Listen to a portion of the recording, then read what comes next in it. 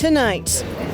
School division hacked. Regina Public Schools takes its systems offline after a cybersecurity attack on Sunday. Also, the number of cannabis stores is up and the price of pot is going down. We look at the weed wars in Saskatchewan. Plus, the Canadian Football League and the CFLPA reach another tentative collective agreement. This is CBC Saskatchewan News.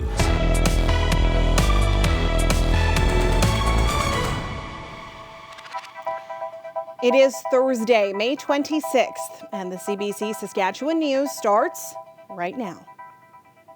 Good evening, and thanks for joining us. We begin tonight with news that Regina Public School Division has taken its systems offline after a cybersecurity attack. The nature of the attack has not been confirmed. The school division says it was first reported Sunday. In a statement, the division says it disconnected the school systems to ensure they can be brought back safely. The division has not said what data, if any, has been compromised. It says that a cybersecurity professional has been contracted to help. For now, all public communications will take place through Regina Public's Facebook and Twitter accounts. Parents and caregivers will receive updates through their child's school. A woman is on trial in Saskatoon for shoplifting, but the defense is arguing the case should be thrown out due to the violent way store security dealt with her. Somebody help! Annette Custer was charged with theft last year after $40 worth of food items were taken from the Freshco store on Saskatoon's 33rd Street West. A heavily viewed video was posted on social media showing a security guard throwing her to the ground, pinning her, and handcuffing her. Widespread outrage followed, including from the FSIN, which demanded that people be held accountable. The case has been adjourned until August. These are heady days for Saskatchewan cannabis users. The price of retail pot is dropping as the number of stores continues to rise. There are 38 outlets in Saskatoon and 21 in Regina. But it's not good news for everyone. Dan Zakreski brings us the story. Yeah, this is not your grandpa's co-op, no. Modern problems require modern solutions.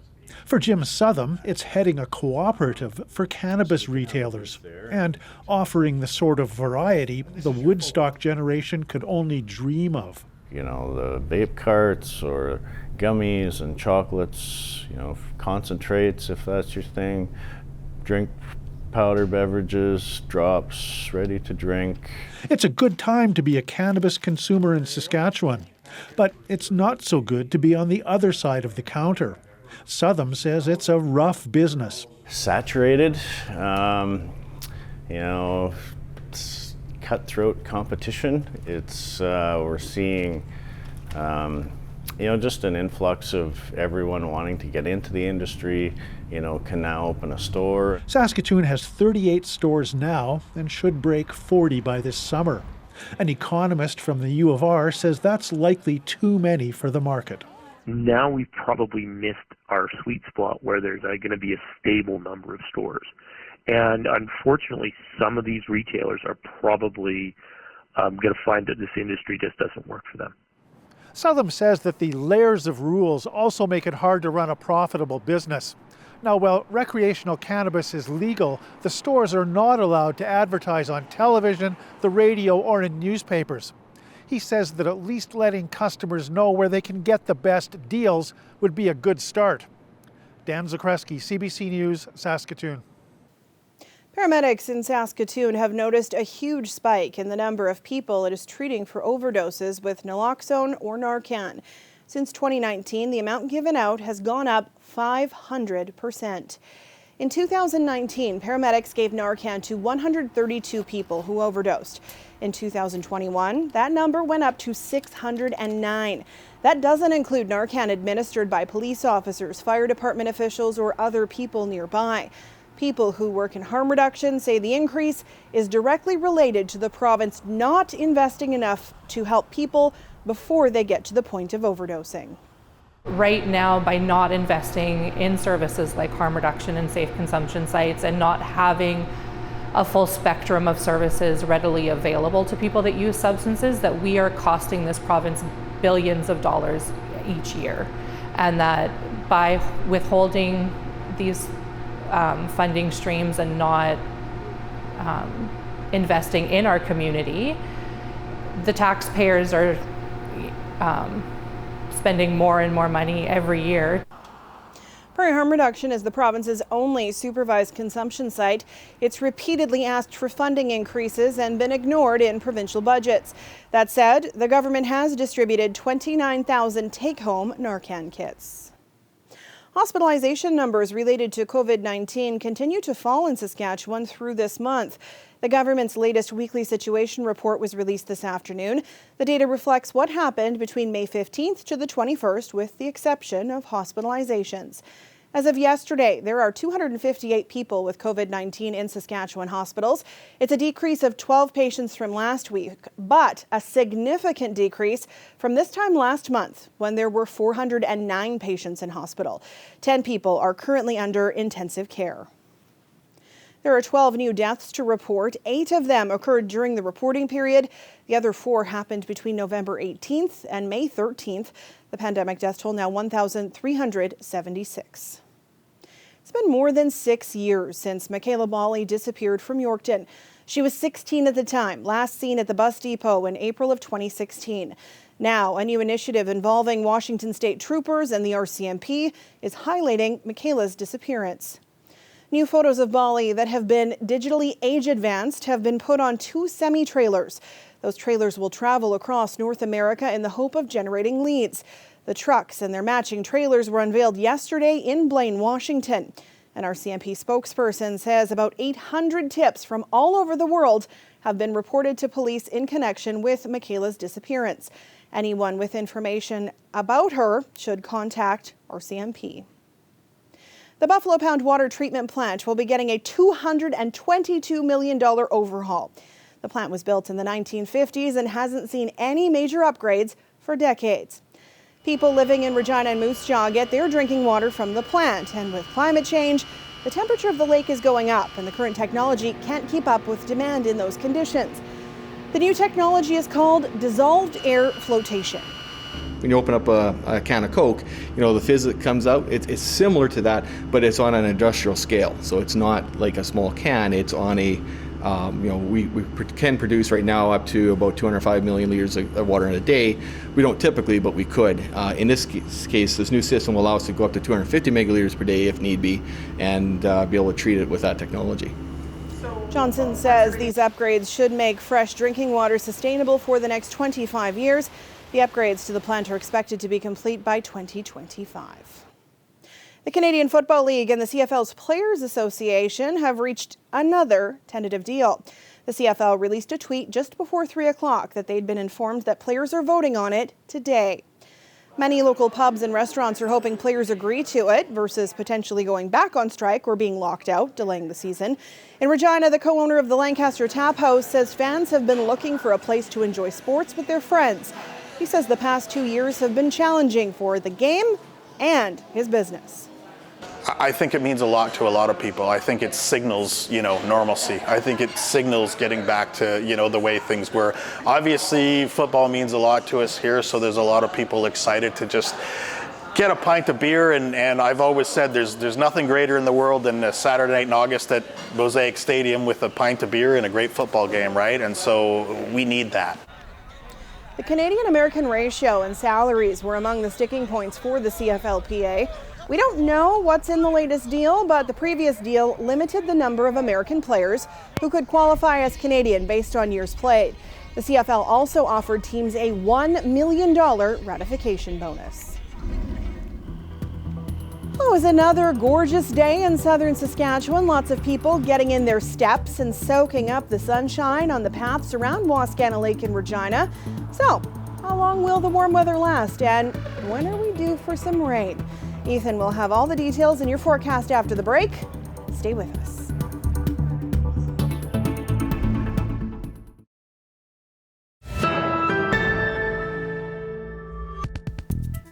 Welcome back. A Regina family has its hands full, but says their hearts are even fuller. They've had 2 children born in 7 months with the help of surrogates. Our hands will be full for a few years, I'm sure, but oh my goodness, it just feels so good to have her here and not have to worry anymore, because of course there's a lot of worry when you have pregnancy after a loss. So yeah, she's in our arms, our hearts are full. We first introduced you to the Sostonic family last fall when they were expecting their son. Courtney was born without a uterus, and while she and her husband Chris can make babies, she can't carry them herself. Their first pregnancy with a surrogate didn't go as planned, and their daughter was stillborn. That's when Courtney's best friend, Carissa Jarsma, and Chris's sister, Tara Fortier, volunteered to be surrogates. Jarsma delivered their son, John, in November of 2021, and now, 6 months later, Fortier has delivered their daughter, Kate. The couple also hopes to pay it forward. Courtney is going through the medical and legal process to donate her eggs to another couple. I'm doing what's called a known donation, which is what I wanted, because I wanted to know the parents, obviously. And I also would like to hear where the kids end up. I don't need daily contact by any means, but a yearly update on how they're doing and where they're at would be wonderful. The couple that I've matched with is actually from Belgium. So we have done a video call and we email back and forth, and they are overjoyed. I sent them pictures of Kate the day after she was born, and they're just oohing and awing over how beautiful she was. So they're excited for us, and I am so excited for them. The Sostonics continue to share their story to give hope to others who are experiencing fertility issues or pregnancy loss. This weather update is brought to you by Capital Ford Lincoln. The exclusive export event is back.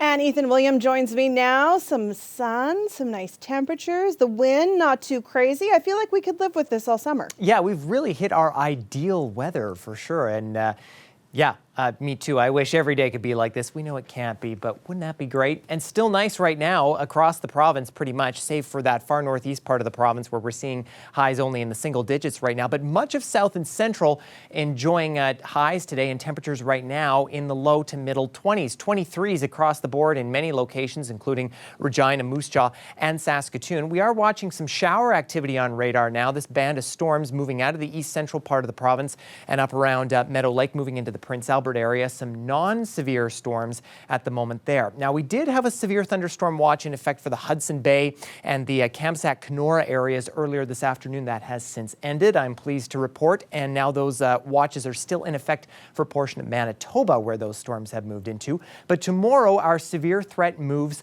to the west, and we could see storms bringing 90-kilometer-an-hour wind gusts, maybe hail as large as 2 centimeters in diameter to places like Lloydminster and the Kindersley Rosetown area, maybe even as far south as Leader, and a widespread non-severe risk in place for much of us tomorrow. Now, we're watching this system that's going to be moving into the province tomorrow, but for tonight, we'll see those showers dissipate as we head through the late hours this evening and into early tomorrow morning.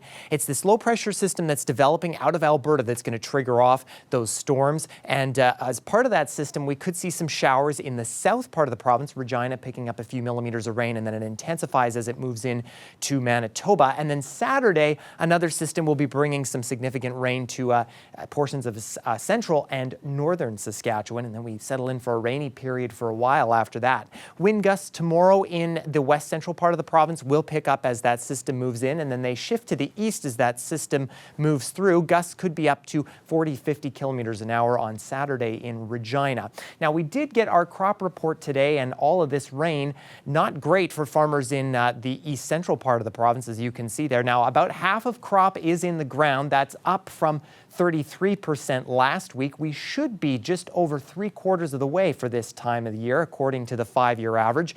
But West Central, despite not having much rain, they're doing the best so far. They're just over the average right now. East Central Saskatchewan, though, they could do without that rain. They're only at 21% of the way. Most crops are developing normally, save for canola, which is having a little harder time getting grown because of all those dry conditions. But I think our extended forecast is going to fix that. In Regina tomorrow, we are looking at that rain moving through in the afternoon. We'll have a pretty nice day on Saturday. I think mix of sun and clouds, save for a little breezy winds here and there. And then the rain really moves in Sunday, Monday, Tuesday. We see upwards of maybe 10 to 20 millimeters on those 3 days. We dry out and we do warm up as we head to the middle of the next week. Saskatoon, about 1 to 3 millimeters, mostly cloudy conditions by tomorrow afternoon. Some thunderstorms possible with that system on Saturday. And then same thing as Regina. We see a bit of a cool down and then eventually temperatures do rebound, albeit with some gusty conditions before, Sam, we head into June. Hard to believe. I feel like I just want to hold on to May forever, but no, let it go. Embrace summer. And summer just flies by. That's true. Let's not talk about fall yet. That's right. Enjoy where we are. Thanks, Ethan. You bet. Well, 'tis the season for some tree protection and pest management. On Monday the 30th, the city of Regina will start spraying for kangaroos. It will be targeted based on where insect counts are expected to be high and where trees are at highest risk. 10,000 trees are scheduled to be sprayed with an organic BTK product that is Health Canada approved. That means it'll kill the gross green worms, but it's harmless to pets, wildlife, and humans. When it's your turn, the city will let you know. Stay with us. We'll be back after the break.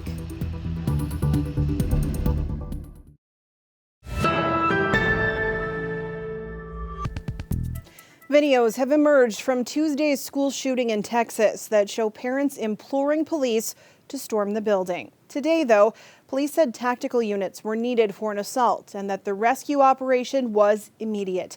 Magda Gabriselassie reports. Frustration and anger. Parents seen in this video outside the school wondering why the police officers they see are not going inside where the shooter is. Just a warning, this video may be hard to watch.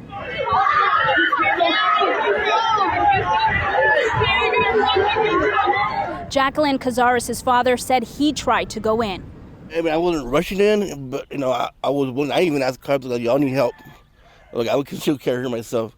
That time I didn't have my piece, but we were willing to go to rush in. There was a couple guys who were like, we're just so angry that, of course, any father would want to,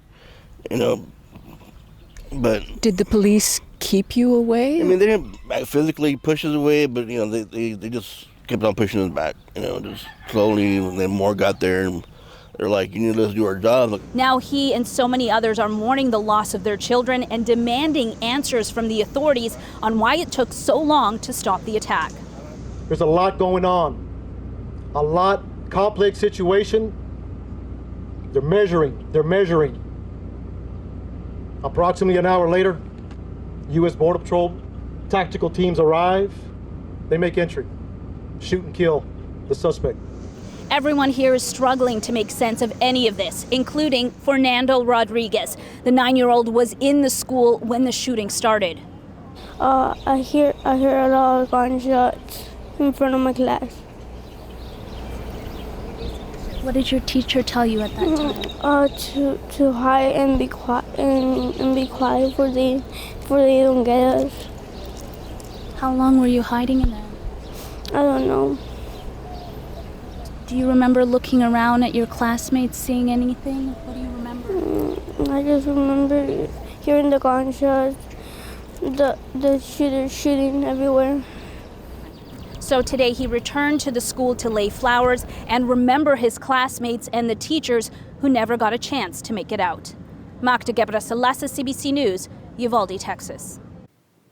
The governing body for soccer in Canada is cancelling a controversial exhibition game against Iran. The match was scheduled for June 5th in Vancouver. Canada Soccer says it was trying to give its men's team important experience and will review its process for hosting international matches. The decision follows mounting pressure to call off the international match, meant to be part of preparations for the FIFA World Cup in Qatar later this year. The game drew criticism from families of those who died aboard flight PS 752. It was shot down minutes after taking off in Tehran by an Iranian missile in 2020. All 176 passengers and crew members on board were killed, including 85 Canadians and permanent residents. Families said the match was an insult to those seeking justice for loved ones. The Prime Minister has said it was a bad idea to invite the team to BC. Sad news to share from the world of entertainment. American actor Ray Liotta has died at the age of 67. Several U.S. media outlets are reporting Liotta died overnight in his sleep in the Dominican Republic, where he was filming a new movie. Liotta broke through with the film Something Wild in 1986, and then his star rose with Field of Dreams in 1989. He's probably best known for his role as a mobster in Martin Scorsese's crime classic Goodfellas in 1990. The award-winning actor made well over 100 films and TV shows during his decades-long career. Liotta was engaged to be married and leaves behind a 23-year-old daughter.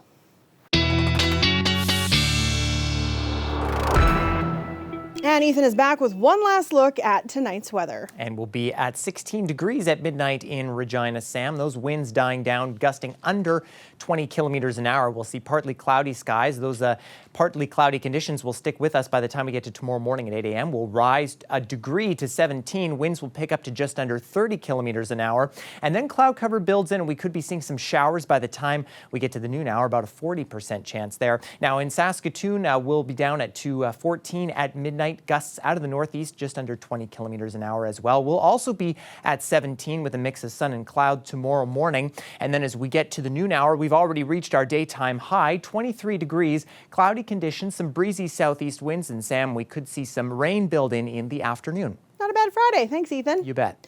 And before we leave you tonight, a group of volunteers came together in Gravelbourg to create a stunning piece of art in the form of a community quilt now on display at the town's museum. The project took more than 3 months to finish, and it was put together by people of all ages. Each worked on a small section of the quilt, which depicts how the town looked in the past and now in the present.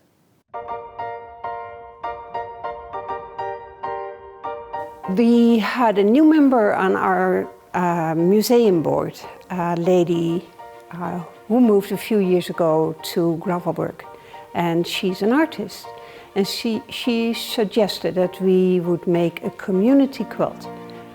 And I did not really have an idea what she meant with that, but when she came with her proposal, she took pictures of the museum and made a drawing out of it and said, we're gonna make this with volunteers and recycled material. There were people, it was 99% women, from the age of 8 till 80 who worked on it. About 12 of us worked on and off on it. And so most of us have no idea, have never done anything like this. And we just each worked on a little part. It's really the history of Gravelbourg. So the elevator is one of the oldest buildings in town. And then to the left is how Gravelbourg used to be in the past. So that's more the grays, the darker colors. And this is how Gravelbourg is now. More color, we got a new school, we got the semis, you know. And so that's how we put it all together. And it took us about 3 months to make the quilt. So if you look closely, you see there's flowers in there. And when we did the unveiling, one of the little girls was there. And she said, oh, I did flowers, you know, and so she was so proud that she was part of it. So then they all signed on the back of the quilt. So, you know, in 100 years from now, they're proud that they or show their grandchildren that they worked on it. And they should be proud. That is spectacular. That is it for us tonight. For News Anytime, you can head to cbc.ca/sask or subscribe to the CBC Saskatchewan YouTube channel. Coming up a little later on, Edmonton will attempt to eliminate Calgary in Game 5 of the second round of the NHL playoffs. Then Glenn Reed will be back with more local news around 11:30. We're back tomorrow at 5:30. Thank you for watching and have a great night.